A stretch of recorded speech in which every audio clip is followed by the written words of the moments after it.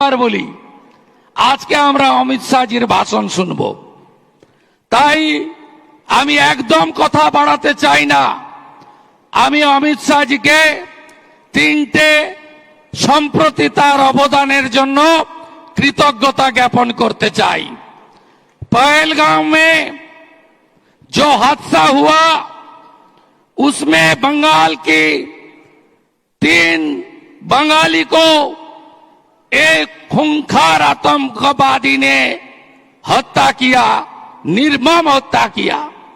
बिटान अधिकारी का wife CAA में अप्लाई किया, तुरंत उनका पास जानकारी मिला और बिटान अधिकारी का स्त्री का पास सीएए का सिटीजनशिप सर्टिफिकेट अमित शाह जी दे दिया। सेकेंड, हमारी हुगली का रिसड़ा बीएसएफ का जवान पीके साहू पाकिस्तानी ने बंधक बनाया था। अमित शाह जी मोदी जी का आदेश में उनको सही सलामत अपने घर वापस कर दिया। अमित शाह जी हमारी कोच बिहार का फार्मर राजवंशी समाज का उकील बर्मन को बांग्लादेश ने बंधक बनाया था। हमारी गृह मंत्री बीएसएफ को देकर उनको सही सलामत कोच बिहार में वापस कर दिया। मैं आभार प्रकट करना चाहता हूं on behalf of West Bengal people. मेरा ज्यादा আর কিছু বলবো না। ধুলিয়ান শামসেরগঞ্জ কয়েক ঘন্টার মধ্যে বিএসএফ সিআরপিএফ নামিয়ে ঠান্ডা যিনি করেছেন তার নাম অমিত শাহজি। তিনি বাংলাকেও এই অত্যাচারের হাত থেকে মুক্ত করবেন। আমি শুধু জানতে চাইবো মোথাবাড়ির বদলা হবে না? হবে তো? ধুলিয়ানের বদলা হবে? শামসেরগঞ্জের বদলা হবে? হরগোবিন্দ দাসের হত্যার বদলা হবে? চন্দন দাসের হত্যা বদলা হবে? বিটান অধিকারীর হত্যার বদলা হবে? সমীর গুহর হত্যার বদলা হবে? মনীষ মিশরের হত্যার বদলা হবে? হিন্দুদের উপর অত্যাচারের বদলা হবে? হবে তো? হবে? বাই বাই করতে হবে হীরক রানীকে। হীরক রানী হীরক রানী হীরক রানী হীরক রানী হীরক রানী চোরদের রানী চোরদের রানী চোরদের রানী চোরদের রানী। জয় জয় শ্রী রাম। ভারত মাতা কি জয়। ধন্যবাদ মাননীয় শুভেন্দু অধিকারী মহাশয়কে, বিরোধী দলনেতা পশ্চিমবাংলা বিধানসভার, যার ভাষণ শোনার জন্য আমরা গত কয়েকদিন থেকেই প্রস্তুত হয়ে কেউ রাতে বেরিয়েছি, কেউ ভোরবেলা বেরিয়েছি এবং বাংলার বিভিন্ন প্রান্তের থেকে আমরা আজকে এই নেতাজি ইন্ডোর স্টেডিয়ামে উপস্থিত হয়েছি যে যশস্বী গৃহমন্ত্রী, আমাদের সকলের এই অভিভাবক মাননীয় অমিত ভাই শাহ, যাকে শোনার জন্য আমরা বসেছি, তাকে আমি অনুরোধ করব তার বক্তব্য রাখার জন্য। ভারত মাতা কে।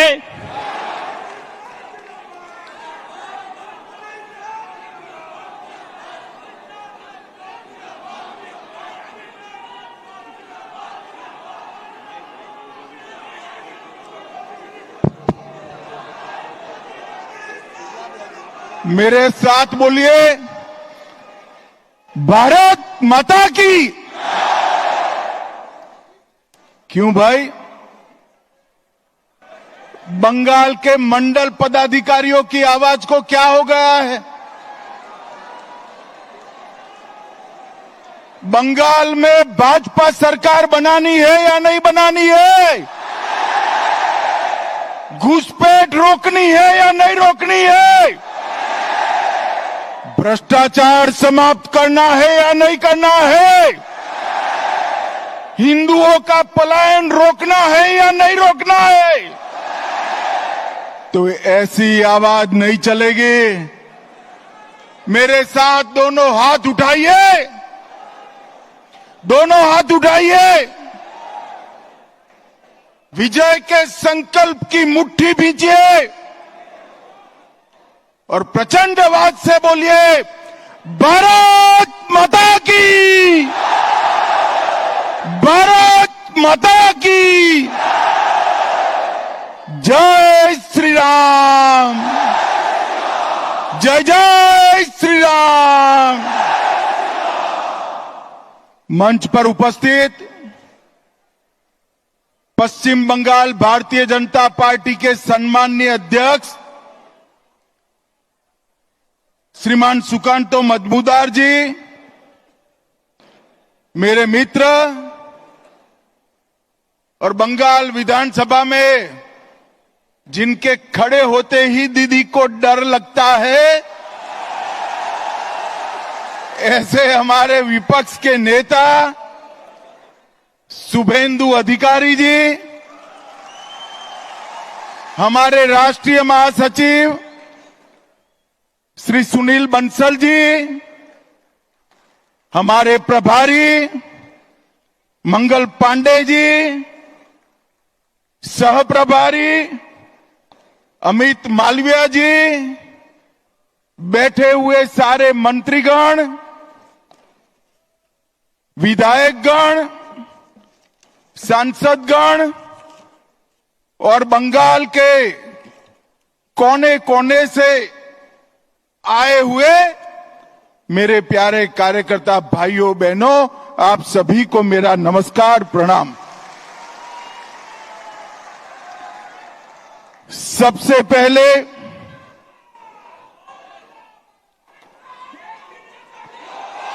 अरे अब सुनो भाई सुनो,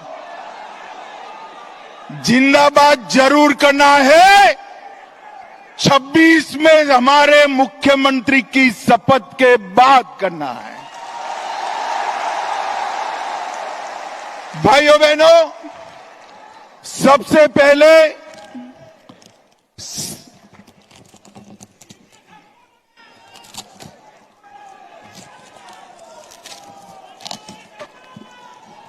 थोड़ा दूर है।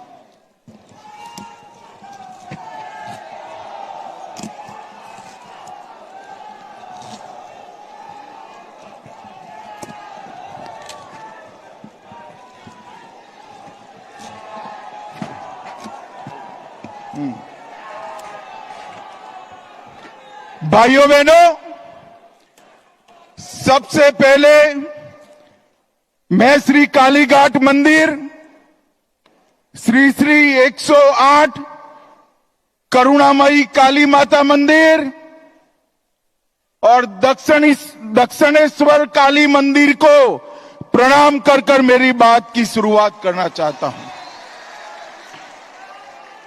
मैं जब ये बंगाल की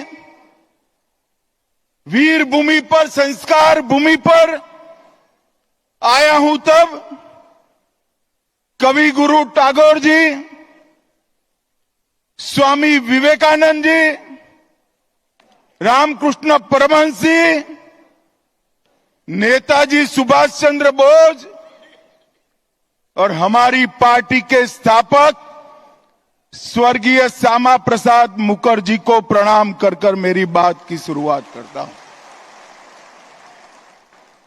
वंदे मातरम के रचयिता महान बंकिम चंद्र चट्टोपाध्याय की ये भूमि, जिस भूमि ने सालों तक पूरे भारत का मार्गदर्शन करने का काम किया,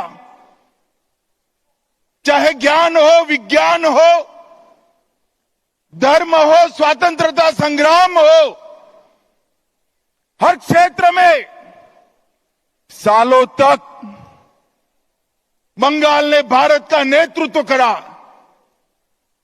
और वही बंगाल में कई सालों तक कम्युनिस्टों का शासन रहा और उसके बाद मां माटी मानुष का नारा देकर ममता दीदी आई और उन्होंने ये महान बंग भूमि को आज घुसपैठ, भ्रष्टाचार, स्त्रियों पर अत्याचार, अपराध, बम धमाके और हिंदुओं के साथ दुराचार का केंद्र बनाकर रख दिया है। दुराचार का केंद्र बना, भाइयों बहनों, यही बंगाल में चुनावी हिंसा सेशन के बाद, जब टीआर सेशन सीईसी बने उसके बाद पूरे देश में चुनावी हिंसा बंद हो गई। मगर ये बंगाल है जिसमें चुनाव के वक्त और दीदी को विजय मिलने के बाद सैकड़ों भारतीय जनता पार्टी के कार्यकर्ताओं को मौत के घाट उतार दिया जाता है। दीदी, कब तक बचाओगी उनको? मेरी बात सुन लो, आपका समय अब समाप्त हो गया है।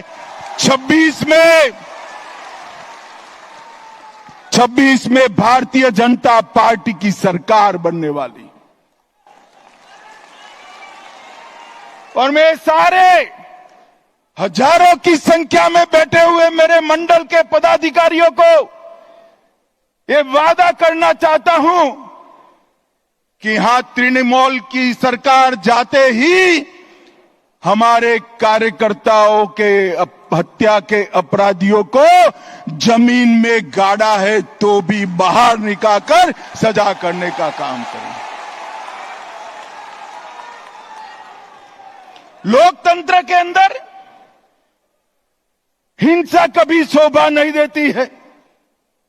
दीदी, हिम्मत हो तो हिंसा के बगैर, रैगिंग के बगैर चुनाव कराकर देखो, आपकी खुद की जमानत ये बंगाल की जनता जब्त कर लेगी।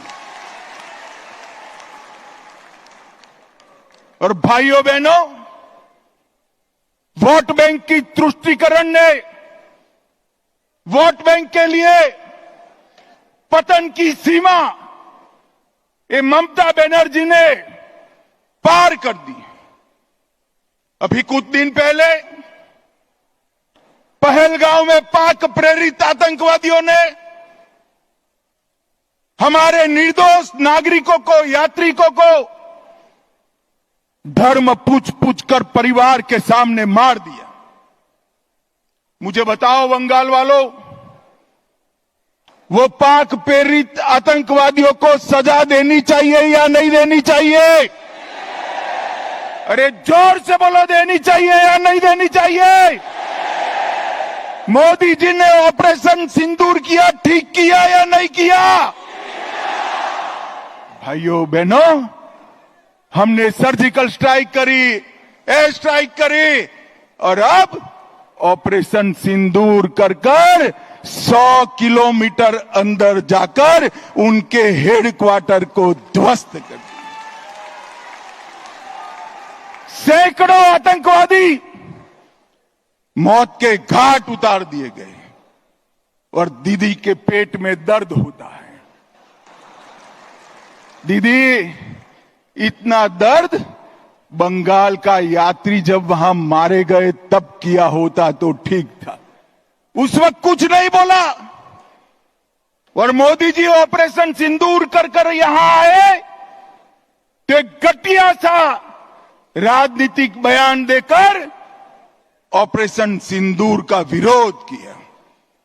मैं आज ममता दीदी को कहने आया हूं, आपने ऑपरेशन सिंदूर का विरोध नहीं किया। आपने इस देश की करोड़ों माताओं बहनों की भावनाओं के साथ खिलवाड़ किया है, खिलवाड़ किया। और मैं बंगाल की मातृशक्ति को भी अपील करने आया हूं, आने वाले चुनाव में ऑपरेशन सिंदूर पर सवाल उठाने वाली ममता जी को सिंदूर की कीमत बंगाल की माताएं बहनें जरा समझा दे, सिंदूर का अपमान करने का क्या मतलब होता है। भाइयों बहनों, 1990 से ये देश आतंकवाद झेलता है। 40,000 से ज्यादा लोग आतंकवाद की भेंट चढ़ गए। ये कांग्रेस की सरकारें, यूपीए की सरकारें, इंडिया अलायंस की सरकारें, जिसमें ममता बनर्जी भी मंत्री थी, कुछ नहीं करती थी। नरेंद्र मोदी सरकार आने के बाद गोली का जवाब गोले से देने की शुरुआत नरेंद्र मोदी ने। और ममता जी, आप जितना पक्ष लेना है उतना पाक प्रेरित आतंकवादियों का पक्ष ले लो। मैं बताकर जाता हूं, ये नरेंद्र मोदी सरकार है, ये भारतीय जनता पार्टी की सरकार है। ऑपरेशन सिंदूर समाप्त नहीं हुआ है। अब कोई भी हिमाकत करेगा तो उसको उतनी ही मजबूती के साथ जवाब देने का काम नरेंद्र मोदी जी करेंगे।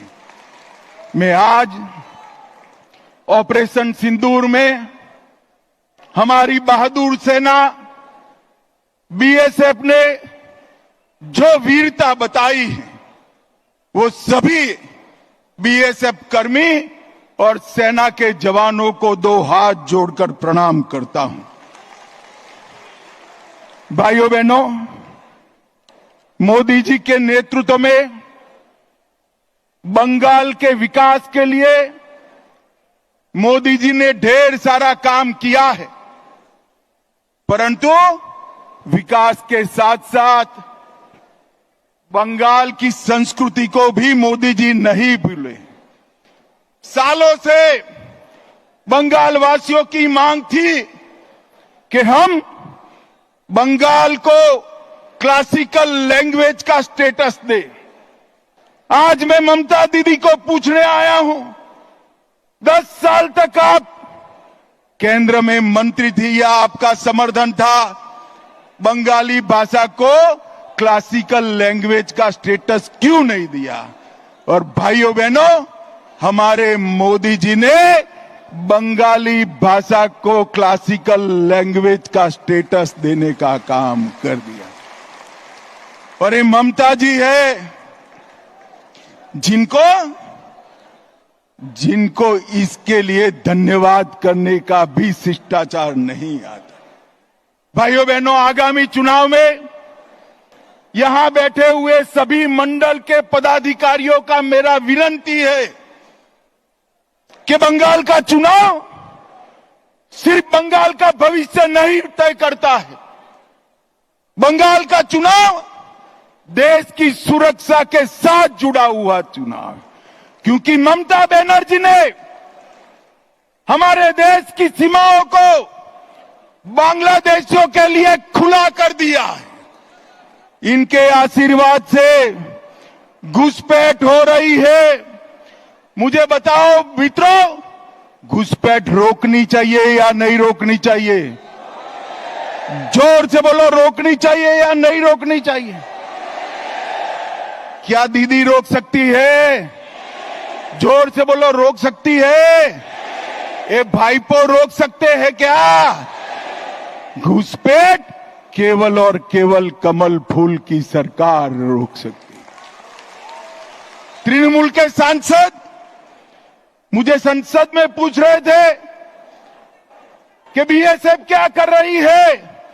अरे ममता दीदी, हमने आपसे भूमि मांगी है, पूरी भूमि दे दो, बाढ़ को समाप्त हो जाने दो, एक परिंदा भी पैर नहीं मार पाएगा, परिंदा भी पैर नहीं। आप जानबूझकर बॉर्डर पर भूमि नहीं देते हो क्योंकि घुसपैठ चलती रहे, आपकी वोट बैंक बढ़ती रहे और आपके बाद आपका भतीजा भी मुख्यमंत्री बनता रहे।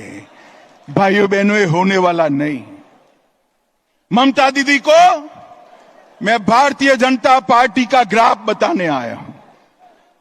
17 के चुनाव के बाद हमने तैयारी की, 19 की लोकसभा में हमें सफलता मिली, 21 की विधानसभा में 77 सीटें मिली और 24 की लोकसभा में 97 सीटों पर भारतीय जनता पार्टी का लीड रहा, 97 विधानसभा सीटों पर और 143 सीटों पर 40% से ज्यादा मेरे कार्यकर्ताओं के परिश्रम के कारण वोट मिले हैं।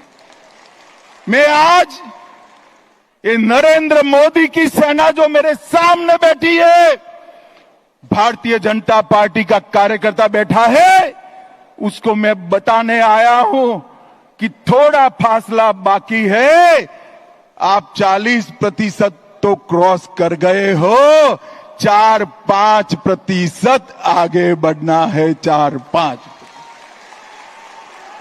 और अगले चुनाव में हमारी सरकार बनने जा रही। भाइयों बहनों, मैं आपको विश्वास दिलाता हूं, 17 में मैं पार्टी का अध्यक्ष था, तब मैंने कहा था यहां हमारी सरकार बनेगी और आज वो दिन नजदीक आ गया है। 26 तक दिन रात एक कर हर एक बंगाल के मतदाता के पास जाइए और नरेंद्र मोदी का और भारतीय जनता पार्टी का संदेश लेकर जाइए। पूरा देश चाहता है कि यहां देशभक्तों की सरकार बने, तुष्टीकरण वालों की सरकार न बने। ये ममता दीदी ने सोनार बांग्ला का स्वप्न तहस नहस कर दिया। भ्रष्टाचार, घुसपैठ, महिलाओं पर अत्याचार, हिंदुओं के साथ अन्याय, इससे इनकी राजनीति चलती है। भाइयों बहनों, ये ममता दीदी ने इनके शासन में एसएससी भर्ती घोटाला हुआ, पशु तस्करी घोटाला हुआ, डियर लॉटरी का घोटाला हुआ, कोयला घोटाला हुआ, मनरेगा घोटाला हुआ, प्रधानमंत्री आवास में घोटाला हुआ, राशन घोटाला हुआ, मिड डे मील में घोटाला हुआ, केंद्र के फंड हड़प कर लिए गए, नगर पालिका भर्ती घोटाला हुआ, गोरखालैंड टेरिटोरियल एडमिनिस्ट्रेशन का घोटाला हुआ, गाय की तस्करी का घोटाला हुआ। हजारों करोड़ रुपया बंगाल की जनता का ये तृणमूल कांग्रेस की सिंडिकेट को भेंट चढ़ गया। मैं आज सभी कार्यकर्ताओं को पूछने आया हूं, ये पैसा सिंडिकेट का है या बंगाल की गरीब जनता का है? मुझे बताइए, ये सिंडिकेट का है क्या? जोर से बोलिए, सिंडिकेट का पैसा है। मोदी जी जो पैसा भेजते हैं, सिंडिकेट की भेंट चढ़ना चाहिए क्या? ये पैसे पर अधिकार बंगाल की महिला का है, माता का है, बेटी का है, बंगाल के गरीब का है, बंगाल के युवा का है। कलकत्ता के बाजार में युवाओं की नौकरी बिकती है, इनके घर से इतना पैसा पकड़ा जाता है कि गिनने में 27 मशीन थक जाते हैं, मगर पैसा खत्म नहीं होता है। भाइयों बहनों, इस सिलसिले को बंद करना पड़ेगा। मुर्शिदाबाद में अभी हिंसा हुई, हमारा गृह मंत्रालय कहते कहते थक गया कि बीएसएफ को बुला लीजिए। हम नहीं बुलाएंगे, क्योंकि बीएसएफ आती तो हिंदुओं की रक्षा करती। फिर हमारे कार्यकर्ता हाई कोर्ट गए, हाई कोर्ट के ऑर्डर पर बीएसएफ आई और हिंदुओं को बचाने का काम किया। ममता जी, आपके नेताओं ने वो बीएसएफ को गाली बोला और आपके नेता वहां खड़ा रहकर दंगाइयों की हौसला अफजाई करते रहे। मुझे कहने में कोई झिझक नहीं है, जिस प्रकार से बंगाल सरकार के मंत्री इस दंगों में शामिल थे, ये स्टेट स्पॉन्सर दंगा था जिन्होंने हिंदुओं को अन्याय किया है। भाइयों बहनों, बेलडांगा में कार्तिक पूजा के दौरान हमला हुआ, सरस्वती पूजा पर हमला हुआ क्योंकि मुहर्रम निकाल दिया जाए। भाइयों बहनों, मुस्लिम तुष्टीकरण की सभी सीमाएं ममता दीदी लांघ गई हैं। मुझे बताओ भाइयों बहनों, मन से बताना, मोदी जी जो वक्फ का कानून लाए हैं वो अच्छा है या नहीं है? जोर से बोलो, अच्छा है या नहीं है? बंगाल की जमीन, बंगाल की सरकार की जमीन वक्फ की भेंट चढ़नी चाहिए क्या? जोर से बोलो, चढ़नी चाहिए। ममता दीदी, वक्फ के कानून का विरोध कर कर आप किसका पक्ष ले रहे हो? पूरा बंगाल चाहता है कि वक्फ अच्छे से चले, पारदर्शिता आए, निर्दोषों की भूमि न जाए, सरकार की भूमि पर अतिक्रमण न हो, मगर ये वक्फ का विरोध कर रही है। ममता दीदी, 2026 तक कर दो, जितना विरोध करना है उतना, उसके बाद आप मुख्यमंत्री ही नहीं रहो। भाइयों बहनों, मस्जिदों के इमामों को वेतन देना शुरू किया, कोर्ट ने रुकवा दिया। बांग्लादेशी और रोहिंग्या उनकी मदद से घुसपैठ कर रहे हैं। राम जन्मभूमि के भूमि पूजन के दिन सद्भावना जुलूस के नाम पर नाटक किया। दुर्गा पूजा का विसर्जन पोस्टपोन किया। मुस्लिम कर्मचारियों को रमजान में आधे दिन की छुट्टी दी। केरला स्टोरी पर प्रतिबंध लगाया और हाजी नूरुल इस्लाम को टीएमसी का टिकट दिया। और अंत में सबसे बड़ी बात, मुस्लिम वोट बैंक को खुश करने के लिए ममता दीदी, आपने ऑपरेशन सिंदूर का भी विरोध किया, विरोध की। कार्यकर्ता भाइयों बहनों, मुझे बताइए, ये तुष्टीकरण बंगाल में चलने देना है क्या? जोर से बोलो, चलने देना है क्या? आज संकल्प कर कर जाइए कि 2026 में ये ममता बनर्जी की सरकार को मूल समेत उखाड़ कर हम फेंक देंगे, मूल समेत उखाड़ कर। भाइयों बहनों, एक महिला मुख्यमंत्री की शासन में आरजी कर मेडिकल का मामला होता है। सालों तक संदेश खाली की गरीब माताओं पर अत्याचार होता है और वो अपने वोट बैंक के संजोग कर बैठ रही है।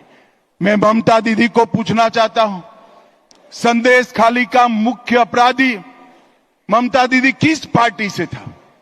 आप लोगों को मालूम है? जरा जोर से बोलना, संदेश खाली का मुख्य अपराधी किस पार्टी से था? जोर से बोलो, किस पार्टी से था? आरजी कार के अपराधी किस पार्टी से जुड़े हुए हैं? और ये महिला मुख्यमंत्री, माताओं बहनों के सम्मान की भी चिंता नहीं। एक ऐसा शासन है जिसमें आदिवासी, कुड़मी, राजवंशी, कोच, मतुआ, गोरखा, कायस्थ, आगोरी, मछुआरा कोई खुश नहीं है। नमोशूद्र भी खुश नहीं है। और अभी अभी उन्होंने गोरखाओं को तो जितना बदला लेना था वो दे दिया, परेशान कर कर कर कोई कमी नहीं छोड़ी। मैं आज गोरखा भाइयों को भरोसा देना चाहता हूं कि भारतीय जनता पार्टी की सरकार में आपके साथ कोई पुलिस केस नहीं होगा, कोई नेता जेल में नहीं जाएगा।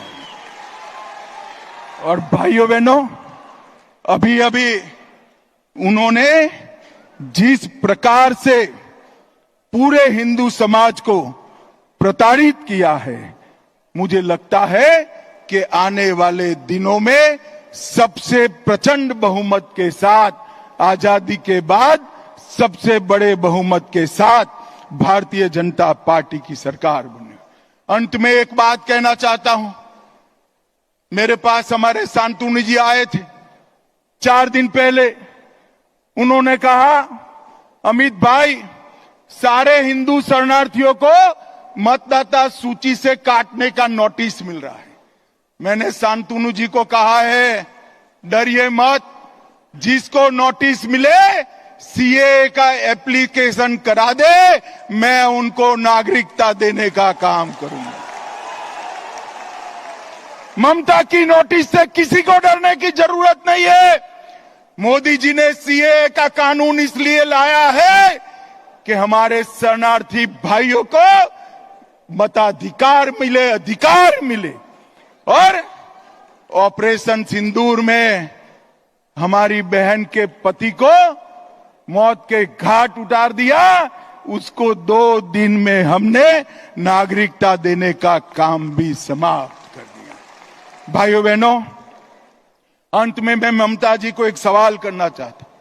ममता जी 10 साल तक आप केंद्र में सत्ता पर रही, 15 साल से मुख्यमंत्री है, यूपीए के साथ बैठी है, इंडिया अलायंस का हिस्सा हो। 10 साल सोनिया मनमोहन की सरकार में आपने बंगाल को क्या दिया? भाइयों बहनों, 10 साल में उन्होंने 2,09,000 करोड़ रुपया दिया था। कितना दिया था? जोर से बोलो।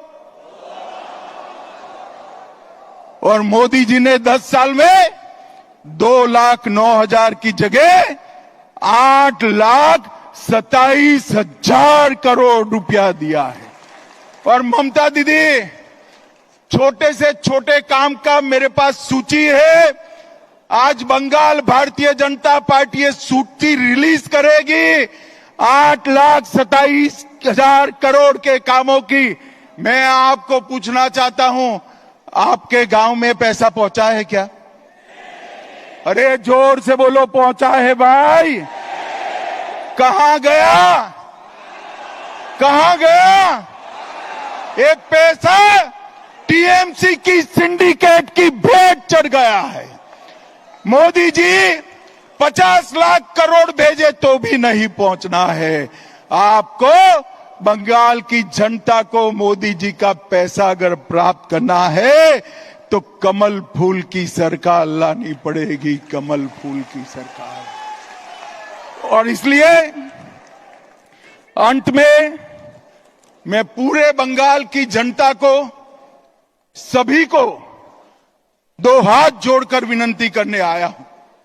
देश की सुरक्षा के लिए, घुसपैठ रोकने के लिए, भ्रष्टाचार को हटाने के लिए, माताओं बहनों को सुरक्षित करने के लिए और हिंदुओं को निर्भय करने के लिए यहां कमल के निशान को मौका दो। हमारे मोदी जी को एक मौका दीजिए, एक मौका दीजिए। मुझे बताओ सभी कार्यकर्ताओं, आज से 26 के चुनाव के काउंटिंग तक दिन रात अहर्निश हम काम में लगेंगे क्या? अरे जोर से बोलो, पक्का लगेंगे। हम एक मुश्त, एकजुट होकर ममता की सरकार को उखाड़ फेंकेंगे। तो मेरे साथ दोनों हाथ उठाइए, उठाइए दोनों हाथ, विजय के संकल्प की मुट्ठी भींचकर राम का जयकारा लगाइए। जोर से बोलिएगा, जय श्री राम, जय जय श्री राम, वंदे वंदे वंदे। आप सभी को नमस्कार, प्रणाम, धन्यवाद। অনেক অনেক ধন্যবাদ মাননীয় গৃহমন্ত্রী অমিত ভাই শাহকে। আমরা উঠে দাঁড়াবো সকলেই, জাতীয় সঙ্গীতের মাধ্যমে আমরা আজকের যে কার্যকর্তা সম্মেলন সমাপ্ত করব। শর্মিষ্ঠা।